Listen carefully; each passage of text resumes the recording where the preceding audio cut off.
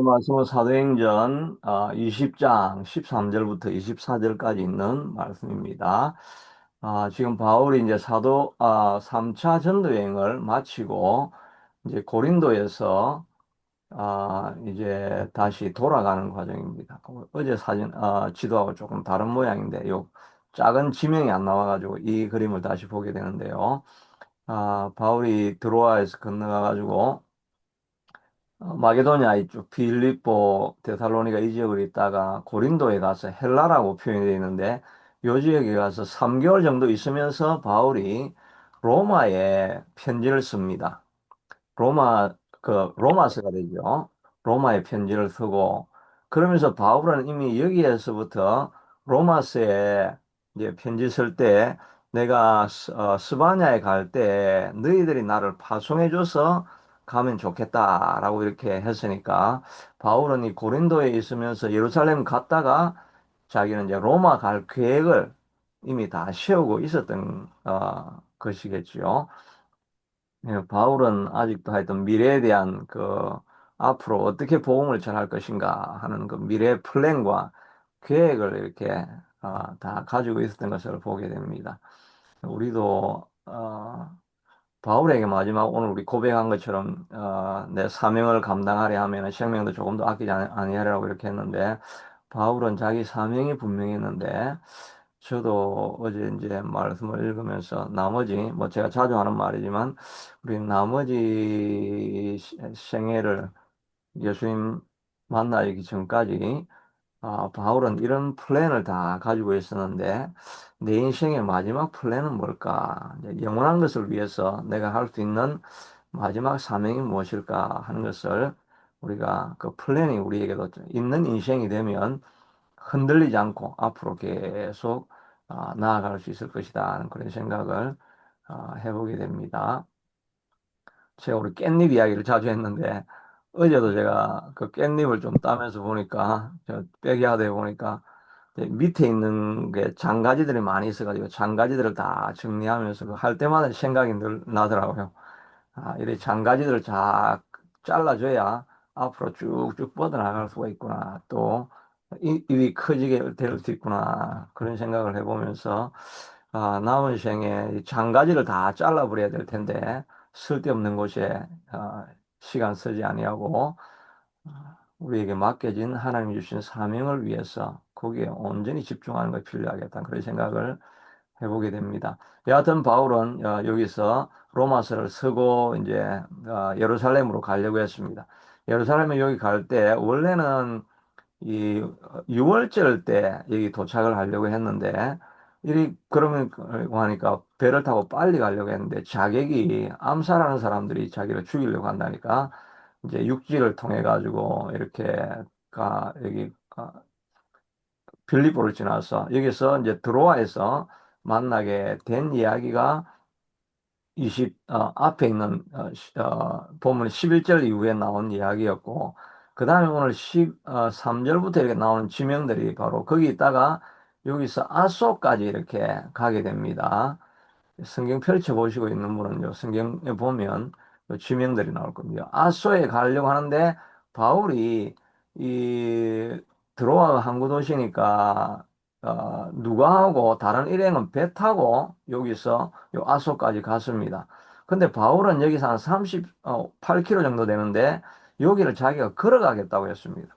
그래가지고 자기가 배 타고 먼저가 기다리고 있다가 걸어서 오니까 여기서 아, 그 바울을 만나게 되는 이야기죠. 그래서 바울이 아소에서 바울을 태우려고 그리로 가는 이는 바울이 걸어서 가고자 해 그렇게 정해주었다라고 이야기를 하고 있습니다. 바울이 배 타고 가면 편하게 가는데 여기서 뭐 누구 만났다는 이야기도 없고 그냥 자기가 걸어서 가겠다라고 이렇게 이야기를 했습니다. 근데 누가는 또 배를 타고 갔습니다. 그러니까 혼자 걸어갔다는 이야기가 되겠죠. 바울이 아마 생각이 좀 많지 않았을까 하는 그런 생각을 해보게 됩니다. 이제 자기가 분명히 물론 예루살렘 뭐 연보를 전달해 주러 간다고 하지만 우리가 24절 이후에 보는 것처럼 25절에 보면 내가 너희를 다시는 만나지 못할 것이다라고 이야기를 한 거 보면 바울이 이제 이제 마지막이 다가왔구나. 이제 예루살렘에 올라가면 내가 어떤 일을 당할지도 모르겠다. 그런 상황이 생기니까 바울이 이제 혼자, 혼자서 뭐 기도를 하면서 길을 걸어갔던 것이 아니겠는가. 뭐 이런 생각을 해보게 됩니다. 우리도 결단을 하게 될 때는 바울이 갱그레아에서는 머리도 깎고 또 지금 혼자 길을 걸어가면서 성령님과 대화를 했겠죠. 나중에 24절에 보면 성령의 매임을 받아서 성령의 강권함을 받아서 내가 간다 이렇게 했는데 그런 하나님과의 대화하는 시간들이 바로 그 아소까지 혼자 걸어가는 그 길을 통해서 그런 묵상과 기도와 대화를 하지 않았을까 그런 생각을 해보게 됩니다. 우리도 어려운 일을 당하면 이 뭐 그 야곱이 다 보내고 나서 혼자 야복강에 남아서 천사와 씨름했던 것처럼 우리도 뭐 다른 사람이 내 길을 가져올 수가 없을 때 하나님 앞에 우리가 나아가야 됩니다. 우리가 나아가서 하나님을 붙잡고 힘 주시옵소서. 이 길을 걸어갈 수 있는 용기와 능력을 주시고 또 위로해 주시옵소서. 이렇게 갈 때 하나님이 주시는 힘을 얻고 가면 어떤 길이든지 우리가 걸어갈 수가 있게 되는 거죠. 우리가 이 아침 기도하는 이게 바로 우리가 드로아에서 아소까지 바울이 걸어가는 홀로 걸어가는 길입니다. 이 아침길을 걸어가면서 하나님 내게 힘을 주셔서 사명 감당할 수 있게 해 주시옵소서라고 기도하는 자리가 이 자리가 되는 줄로 믿습니다. 그런데 네. 이 길을 안 걸어가고 그냥 아수에서 배 타고 누가 하고 그냥 바다 경치 구경하면서 야 바다가 아름답다 뭐 드로아가 아름다운 항구다 음, 그것만 보고 있으면 우리가 하나님과 만날 기회를 놓치게 되고 그러면 오늘 하루도 우리가 사명을 따라서 살지 않고 엉뚱한 길로 갈 수가 있습니다. 기도하면서 하나님을 홀로 만나는 시간 이렇게 있는 오늘 이 시간이 그런 시간이 되기를 바랍니다. 그 다음에 바울이 아수에서 우리를 만나니 우리가 배를 타고 미둘렌으로 가는데 거기서 떠나 기오 앞에 오르고 그 다음에 사모에 들고 이렇게 어, 미둘레네로 이렇게 가는데 미둘레네로 갔다가 그 다음에 하룻밤 자고 기모에 갔다. 그 다음에 사모라고 하는 뭐 이게 바다에 있는 섬이겠죠. 뭐 이런 지역을 이렇게 배 타고 갔습니다. 가다가 그 다음에 이 밀레토스라고도 하고 뭐 밀레도 여기를 이제 만나게 되죠. 에베소는 이 내륙에 있습니다. 그러니까 바울이 이 밀레도에 머물러 있으면서 저희가 여기서 3년 동안 에베소서 사역을 했으니까 아마도 그 좀 가서 한번 만나보고 마지막인데 마지막 인사를 진짜 이게 마지막이잖아요. 마지막이니까 이제는 이 사람들 볼 수 없으니까 그때 3년 동안 사역했던 사람들 악수라도 하고 인사도 한번 했으면 좋을 듯 한데 바울은 이제 내가 곧 바로 예루살렘으로 들어가야 되기 때문에 에베소에 있는 장로들을 불러가지고 여기서 이제 고별 설교를 하게 되죠. 그 내용입니다.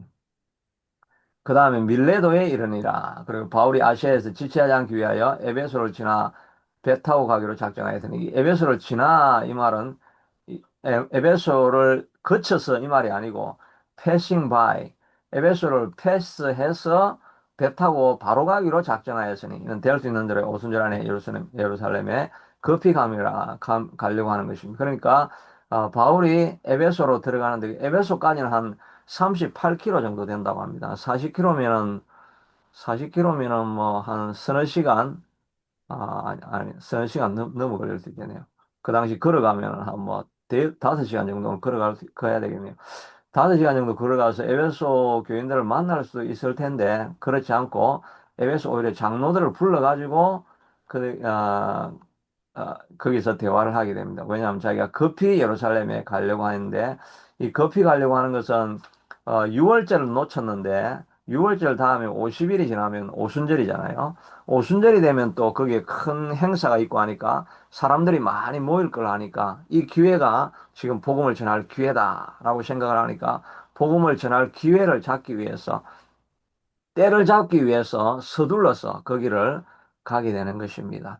정말 우리 복음을 전하는 사역에도 어디에든지 다 때가 있습니다. 때가 있습니다. 진짜 그때 말했던 것처럼 하나님이 우리에게 바람을 불어일으켜 가지고 기도를 엄청나게 시키려고 하는 그런 때가 있습니다. 하나님이 주신 때를 잡아야 되죠. 또 하나님께서 우리에게 막 음성을 들려주시고 그 영감을 막 부어주실 때가 있습니다. 그때 우리가 순종하고 따라가면 성령의 역사를 따라서 살아가기 때문에 어려운 일이 지나도 열매가 맺히고 뭔가 결과가 남는데 우리가 이 하나님이 주신 때를 놓치고 그냥 이것도 하고 저것도 하고 뭐 사람들은 에베소 교인들하고 사귀는 것도 얼마나 중요합니까? 그렇지만 우리는 굿이나 베터를 추구하는 사람이 아니라 더 베스트를 추구해야 됩니다. 우리 안에 가장 큰 위험은 이 better, 더 좋은 것, 이거를 선택하는 것입니다. 그런데 우리가 선택해야 될 것은 베스트를 선택을 해야 되죠. 어, 그래서 장가지들을 자꾸 쳐야 됩니다. 장가지들을 쳐고 better, 이 조그만 것 먹을 수 있지만 그것도 다 버리고 그냥 베스트를 얻기 위해서 가야 최선의 길을 가게 되는 거죠. 그래서 바울은 항상 이야기해요. 나는 뒤에 것은 잊어버리고 앞에 있는 표대를 향해서 달려가노라. 이 바울은 항상 죽을 때까지 어떤 목적지를 향해서 꿈을 가지고 비전을 가지고 지나가는 삶인 것을 보게 됩니다. 나이가 드나 뭐 젊으나 항상 그는 그런 비전을 향해서 쫓아가는 인생의 길을 걸어가는 것을 보게 되는데 우리도 때를 놓치지 않고 기도할 때가 있죠. 이렇게 아침에 기도할 때, 또 하여튼 여러분이 주일 예배 때 기도할 때, 성령님이 내 마음속에서 기도하고라고 할 때, 그 때를 놓치지 않고 가야 우리 인생이 열매 맺는 인생이 되게 될 줄로 믿습니다. 그래서 바울은 이제 에베소에서 사람 오라고 해가지고 밀레도에서 유명한 설교를 하게 되죠. 이 설교 내용이 오늘 25장, 4장, 20장 끝까지 나오는 게 설교 내용입니다.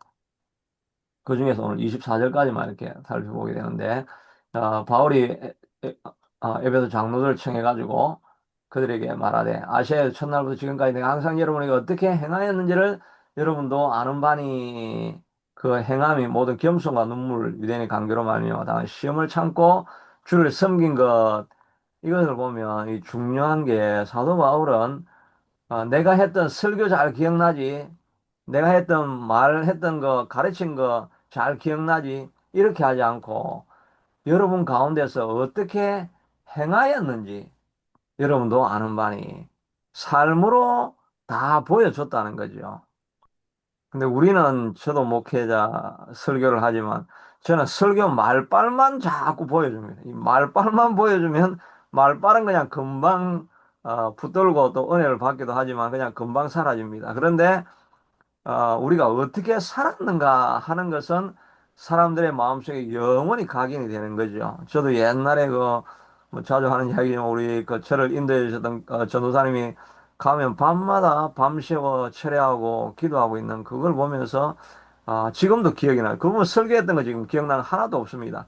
그런데 내가 고등학교 때 집에 가기 전에 기도실에 가보면 항상 그분이 눈물로 계속 기도하고 있는 그게 지금도 뭐 40년이 지나도 그 장면은 기억나고 있는 거죠. 그러니까 우리가 어떻게 살았는가 하는 것이 남겨지는 것이지 우리의 말발은 별로 오래 못 간다 하는 것을 생각해 보면 어떻게 하는지 내가 줄 수 있는 최고의 설교는 삶이다 이런 것을 우리가 다시 한번 생각을 해봅니다. 그런데 바울이 보여주었던 것은 모든 겸손, 모든 상황에서 겸손하였단 말이죠. 가난한 사람을 대하든지, 부한 자를 대하든지, 지식 있는 자를 또 무식한 자를 대하든지, 모든 상황 속에서 바울은 항상 겸손한 마음을 늘 가졌다 하는 것을 생각해 보면서 우리가 오늘도 어떤 사람을 만나든지 간에 그 사람 앞에 내가 종이 된 마음으로 어떻게 섬겨야 될 것인가, 이거를 생각하면서 늘 만나야 되리라고 생각합니다. 그리고 무엇보다 바울은 이 눈물로 목회를 했다. 에베소 교회에 있을 때도 에베소 그 두란노에 섬기면서도 눈물로 훈계하였던 것을 기억하라고 이렇게 말하는 부분이 나오죠. 바울은 이 정말 이 강직한 사람 아닙니까? 정말 강한 사람일 것 같은데 목회할 때는 눈물을 참 많이 흘렸다는 것을 이렇게 보게 됩니다. 정말 우리가 이제 기도하다가 저도 이렇게 눈물이 정말 많이 말랐죠. 저도 맨 처음에 교회 가가지고는 교회 가서 보니까 막 사람들이 기도를 막 통성 기도를 그 교회에서는 많이 했는데 기도하면서 사람들이 막 엄청 눈물을 많이 흘리더라고요. 그건 정말 뭐 목회하다가 어려움을 당해서 눈물을 흘린다기보다는 성도들이 막 눈물을 흘리면서 기도를 많이 하니까 그거는 기도하다가 성령님의 인도하심을 따라서 눈물을 막 흘리면서 뭐 회개도 하고 그렇게 기도를 하더라고요. 그래서 저도 보면서 야 나도 처음 거의 뭐 교회 가다 나도 어떻게 눈물을 좀 흘릴 수 없을까 하다가 이제 기도하면서 내가 침을 해가지고 내 눈에 이렇게 발라가지고 그래서 하나님 저도 눈물을 좀 주시옵소서, 눈물을 주시옵소서 이렇게 기도했던 그런 기억이 이렇게 납니다. 정말 하나님 앞에 기도하면 정말 눈물을 주시죠. 옛날에 제가 가등교회 있을 때는 그때는 정말 매주 금요 기도할 때마다 눈물을 정말 많이 흘렸습니다. 하나님이 희한하게 그 눈물을 한 1년 가까이 계속 할 때마다 이렇게 눈물을 흘리게 하시요. 뭐 설교 끝나고 나서 찬송을 이렇게 해주고 저는 계속 기도를 하고 했는데 기도할 때 정말 눈물을 많이 흘려요. 그래서 내가 호주머니에 항상 그 티슈가 있었습니다. 티슈가 있어가지고 어느 날 이제 내가 좀 시간이 지나가지고 양복을 이렇게 보통 양복 머리 주머니에 손을 잘 안 넣잖아요. 윗주머니는 손을 잘 안 넣는데 내가 손을 넣어가지고 윗주머니를 보니까 그게 꼬깃꼬깃 해가지고 눈물 닦았던 그 티슈가 이제 막 꼬깃꼬깃하게 해가지고 이렇게 들어가 있더라고요. 그때 내가 참 눈물을 그때 많이 흘렸지 이런 생각을 했는데 성령님이 기도할 때 정말 눈물을 주시면 마음이 속이 다 후련해지고 이거 물론 뭐 스트레스 해소 되는 그런 면도 있죠. 그래 눈물을 많이 흘리니까 진짜 몸이 건강해지고 하여튼 염려 근심 걱정은 다 사라지고 마음의 평안과 기쁨이 가득해지는 것을 그때는 정말 기도하면서 어려움이 많으니까 그렇게 했겠죠. 그뭐 제가 자주 이야기했던 것처럼 그 당시에 제가 금식도 많이 하고 이러니까 영이 아주 하나님 앞에 가까이 있어서 그랬는지 기도할 때마다 정말 눈물을 참 많이 이렇게 주셨던 그런 기억이 있는데 지금은 그런 눈물이 참 진짜 눈물이 거의 사라진 것 같아요.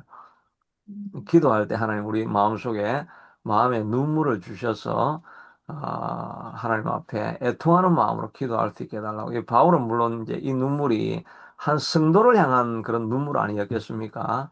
저도 정말 이렇게 죽어가는 영혼을 바라보면서 흘리는 눈물을 가지고 목회를 해야 되지 않겠나 그런 생각을 해보게 됩니다. 눈물과 그 다음에 관계로 말미암아 당한 시험을 참고 이렇게 목회하다 보면 어려움들이 많이 있을 때 시험을 참고 인내하는 것 이것이 필요하죠. 바울도 능력이 있고 또 카리스마도 있고 모든 것이 다 있었지만 강하게 나아간 것이 아니라 끝까지 그도 인내하면서 참고 지나하면서 목회를 했던 것을 이렇게 생각을 해보게 됩니다. 어떤 일이든지 열매를 맺으려고 하면 이런 과정이 지나가야 됩니다.